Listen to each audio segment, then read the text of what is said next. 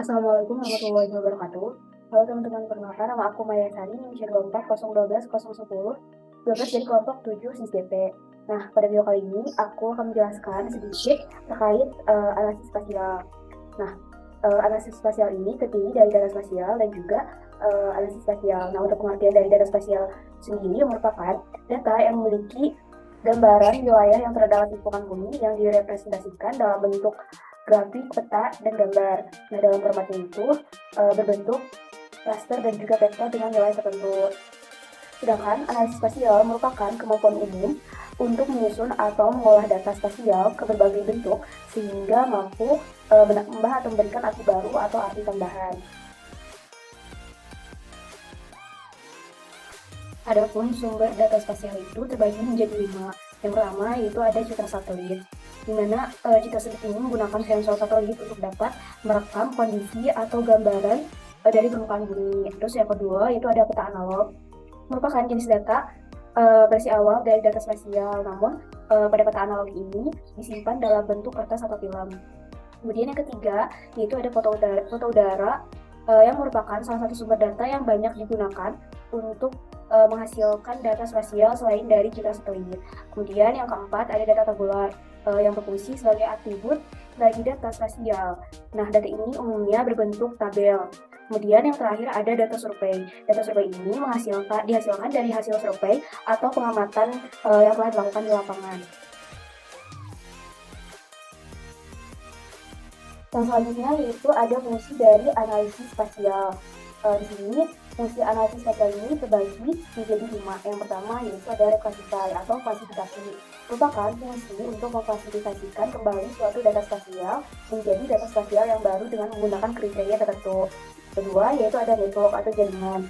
Merupakan fungsi yang merujuk pada data spasial yang berupa titik-titik atau garis-garis sebagai suatu jaringan yang tak terpisahkan. Kemudian yang ketiga yaitu ada overlay atau tumpang susun, merupakan fungsi yang menghasilkan data spasial baru dari minimal 2 data spasial yang menjadi masukannya.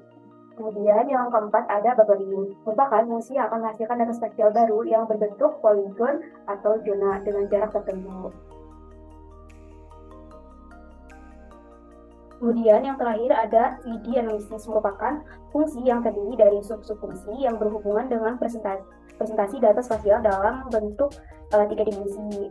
Nah, fungsi ini banyak menggunakan fungsi interpolasi. Adapun tahapan dalam melakukan analisis spasial, yang pertama ada interpolasi, kemudian ada masking, lalu ada reclassify, dan berikutnya ada vektorisasi, dan yang terakhir ada overlay.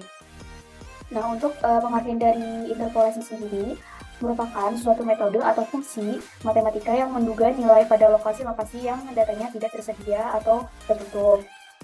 Kemudian untuk pengertian masking yaitu masking ini dapat digunakan untuk memperjelas peta yang akan dianalisis dengan anotasi dan simbologi. Nah, masking ini memiliki tujuan agar peta mudah dibaca. Nah, untuk proses masking dalam analisis spasial pada aplikasi QGIS dapat dilakukan dengan 2 cara, yaitu mask layer tanpa plugin dan mask layer dengan plugin. Kemudian yang ketiga ada reclassify, merupakan salah satu fungsi dari analisis spasial untuk mengklasifikasikan atau mengklasifikasi kembali suatu data spasial menjadi data spasial yang baru dengan menggunakan kriteria tertentu. Nah, untuk vektorisasi merupakan suatu metode yang mengkonversi data raster yang dihasilkan dari proses masking tadi dan telah direklasifikasi menjadi data vektor. Terakhir yaitu overlay, merupakan suatu metode yang seringkali digunakan dalam analisis sistem informasi geografis. Overlay ini merupakan teknik menempatkan satu peta di atas peta lainnya dan ditampilkan pada kanvas peta dalam SIG. Overlay terbagi menjadi 2, yaitu ada overlay union yang merupakan overlay yang berupa penggabungan antara 2 data grafis. Jadi apabila batas luar antara 2 data grafis yang akan dioverlaykan tidak sama, maka batas luar yang baru adalah gabungan antara batas luar data grafis yang pertama. Sedangkan untuk overlay insertion merupakan overlay antara dua data grafis, tetapi apabila batas luar dari dua data grafis tersebut tidak sama, maka dilakukan overlay hanya pada daerah yang bertumpukan.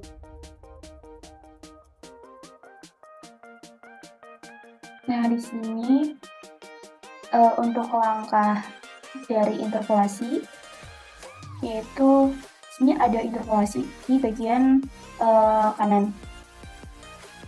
Nah, kemudian kita pilih IDW interpolation. Nah, maka tampilannya akan seperti pada layar. Ini ada interpolasi atribut. Nah, kita memilih parameter yang akan dilakukan interpolasi. Kemudian untuk langkah berikutnya itu proses masking. Nah, proses masking ini pertama kita pilih raster, lalu kita pilih extraction, dan kita pilih clip raster by mask layer. Nah, maka tampilannya akan seperti pada layar. Di sini ada parameter dan juga input layer yang akan dilakukan masking. Nah, di sini ada parameter-parameter yang akan dilakukan masking.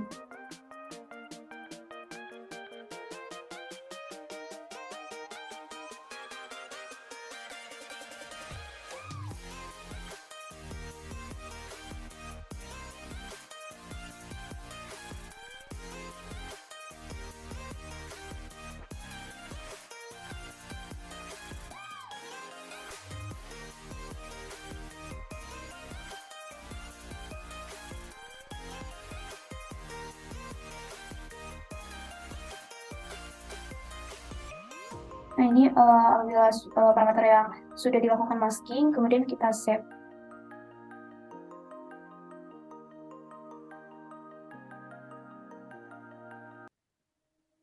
Nah, berikutnya yaitu reklasifikasi atau reclassify. Nah, untuk reclassify ini kita memilih raster analysis. Nah, setelah itu kita pilih reclassify by table. Nah, maka tampilannya akan seperti pada layar. Di sini ada raster layer. Nah, ini merupakan parameter yang akan dilakukan reklasifikasi. Dan di sini ada reclassification table. Nah, ini merupakan tabel analisis kesesuaian atau IDW. Apabila sudah dilakukan reklasifikasi, maka kita save pada file. Tahap berikutnya yaitu vektorisasi atau vectorization. Nah, untuk vektorisasi ini kita pilih vektor.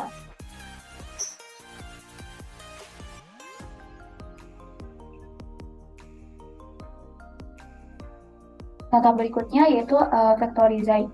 Nah, untuk tahap vectorization ini yaitu kita pilih raster, kemudian kita pilih conversion.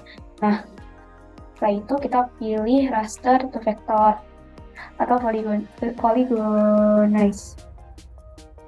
Maka tampilannya akan seperti pada layar. Di sini ada input layer juga, yaitu parameter yang akan dilakukan vectorize. Kemudian untuk gambar ini tidak usah dirubah. Ini ada save jika sudah melakukan vectorize. Kemudian untuk terakhir yaitu ada overlay. Nah, overlay ini itu kita memilih vektor, kemudian pilih bioprocessing tools, dan kita pilih minion. Nah, maka tampilannya akan seperti pada layar. Sini juga ada input layer, yaitu list parameter yang akan dilakukan overlay. Nah, untuk overlay ini masing-masing parameter kualitas air dilakukan satu persatu untuk overlay. Kemudian setelah itu kita overlay lagi untuk semua parameter, yaitu 10 parameter kualitas air. Nah, untuk semua tahapan tersebut jangan lupa untuk dijalankan aturan.